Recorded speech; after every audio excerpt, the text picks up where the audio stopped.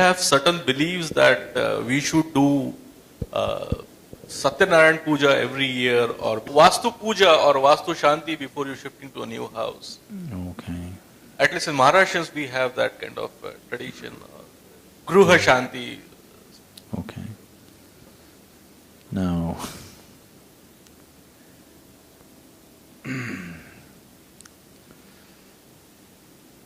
for all the… it doesn't matter how many Satyanarayan Pujas that you do, for the untruth that you're generating with your day-to-day living, no Satyanarayan Puja can save you. The greatest Satyanarayan Puja that you can do is, you're truthful to yourself at least. You're unable to be truthful with others. I will leave you for that. But at least with yourself, you must be 100% truthful, isn't it? That will be a wonderful Satyanarayan Puja which will produce immediate results. Anyway, your Satyanarayan Puja you don't perform, somebody else performs for you. Maybe he will be benefited, but about you, who knows?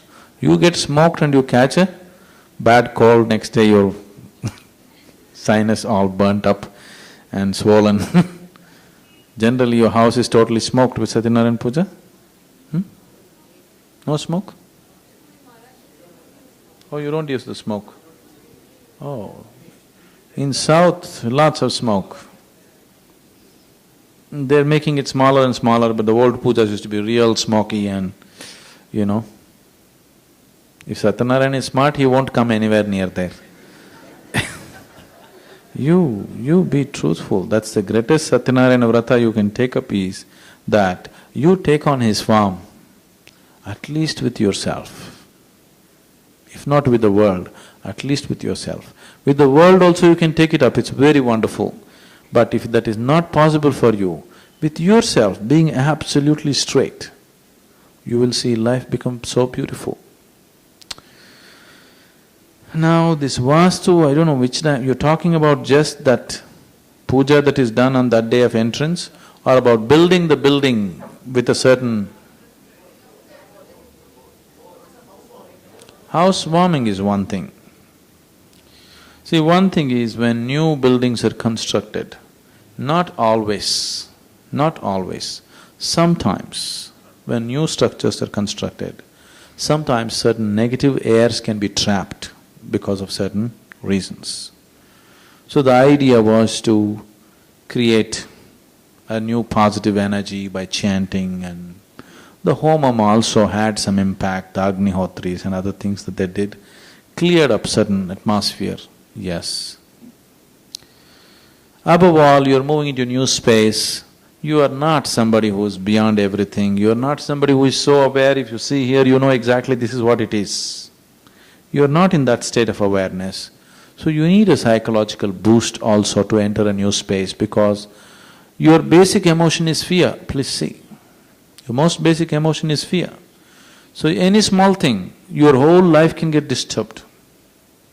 Suddenly you believe, you came into a new house either because of the paint smell or whatever, you are unable to sleep.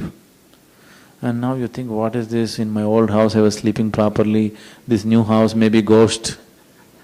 You're finished, you know. You're finished. Lot of people can never extricate themselves out of that single thought. They will just go on and on and on and on and finish themselves. So, a little bit like this it clears, and it also has some science behind it. Certain utterances of sounds and smells creates a certain atmosphere there. And you tie that ash god, because it's very highly pranic, it reverberates with prana, that slowly positive energy spreads. But you put it into your belly, it's even better, you know. This whole science is taken to a very peak in the form of temple building. See, you must understand this, the Indian temple was never built as a place of worship or prayer.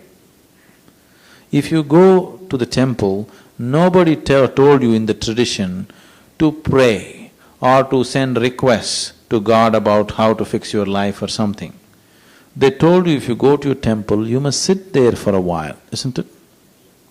Because these places were energy centers, they were not places of prayer. No Indian temple ever there is somebody leading a prayer, isn't it?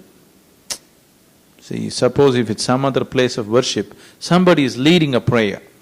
There is no such thing at any time in the Indian temple because this was made as an energy center, not as a place of prayer. Before you start your day, you have a shower, go there, sit there for some time and then go out into the world. This is like public battery charging place. And it is also said, if you are on a spiritual path, you don't have to visit the temple every day. Do you know this? Yes, are you aware of this? Those who are on the spiritual path need not go to the temple every day. Why? Because they have self-charging mechanisms. Right now you're doing your pranayama, meditation, these are self-charging mechanisms. You don't have to necessarily go to a public charging place. You don't have your own private charger, you go to the public booth and charge yourself. When the shape of the temple, the outside parikrama, the sanctum sanctorium, the shape and size, the shape of the idol and the size, the mudras that the idol hold, the mantras that are used to consecrate this, if all these things are properly matched, it will have a very strong field of energy around it. You just go there, sit there, imbibe it and come. This is not the time for you to do blah blah blah blah or somebody else is doing it. It's for you to just sit quietly and if there is something to imbibe it. Most of the temples we have killed because we do not know how to maintain them anymore. The necessary dedication, the necessary science of what it is has been lost and it's been lots, hundreds and hundreds of temples have died, only the stone is there. This was a science of converting the stone into the divine.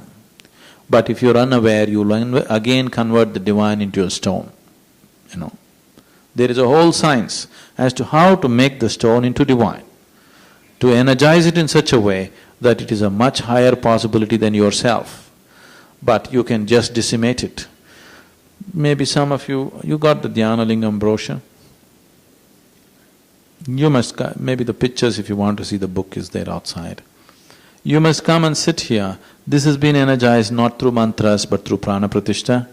It has taken an enormous amount of work.